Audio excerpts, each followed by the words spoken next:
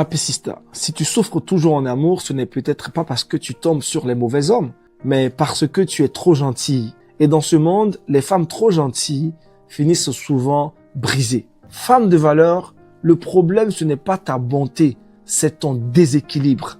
Tu veux plaire à tout le monde, mais tu finis par te perdre toi-même. Tu crois qu'aimer, c'est tout donner. Mais dans le plan de Dieu, aimer ne veut pas dire s'oublier. Tu aimeras ton prochain comme toi-même. Matthieu 22, verset 39. Pas plus que toi-même, pas au détriment de toi-même, mais comme toi-même. Voici donc 10 signes que tu es peut-être une gentille fille qui s'épuise au lieu de s'épanouir. 1. Tu tombes amoureuse trop vite. Un sourire, 2 discussions et tu imagines déjà le mariage. Tu projettes l'amour avant d'observer les faits. L'amour vrai ne se précipite pas, il discerne. 2. Tu te concentres sur un seul homme, même s'il ne t'emmène nulle part. Tu donnes ta loyauté à quelqu'un qui ne te donne aucun avenir. Une femme sage observe avant de s'attacher. Une femme naïve espère, prie et s'épuise. 3. Tu caches ta lumière pour ne pas déranger. Tu refuses de briller pour préserver l'ego d'un homme. Mais femme de valeur, ton éclat n'est pas une menace, c'est ta mission. Vous êtes la lumière du monde, Matthieu 5, 14.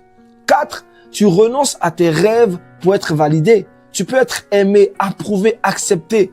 Mais plus tu t'adaptes, plus tu t'effaces. Le monde n'honore pas les femmes qui s'oublient.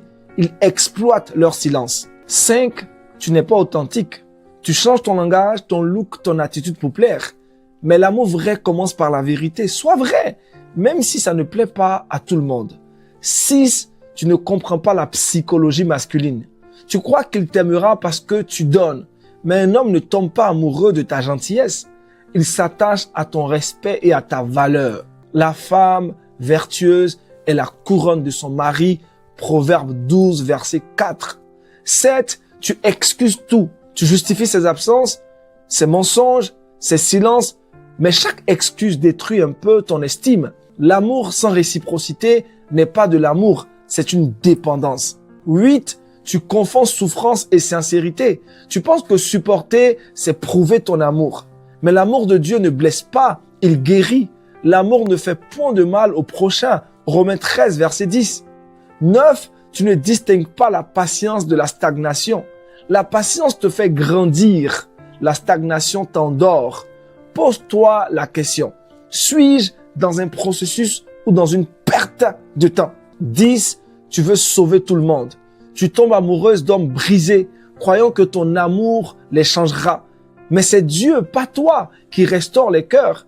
Toi, tu finis vide à force de réparer les autres. Apicista, femme de Dieu, femme de valeur, happy woman.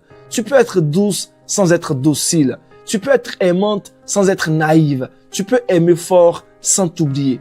L'amour vrai n'exige pas que tu t'éteignes, il te pousse à grandir. La femme sage bâtit sa maison, Proverbe 14, verset 1. Alors commence à te bâtir toi-même avant de bâtir un couple. Apicista, arrête de courir après l'amour. Cours après ta guérison, cours après ta croissance et le bon partenaire, celui que Dieu prépare, te reconnaîtra dans ta lumière. Rejoins ma prochaine masterclass, comment reconnaître un homme prêt pour le mariage. C'est pour le samedi 28 mars 2026 à 19h GMT en live sur Zoom. Le lien pour s'inscrire est en commentaire. Papa God n'est pas du tout méchant, c'est ton frère Aniel Conan. Shalom.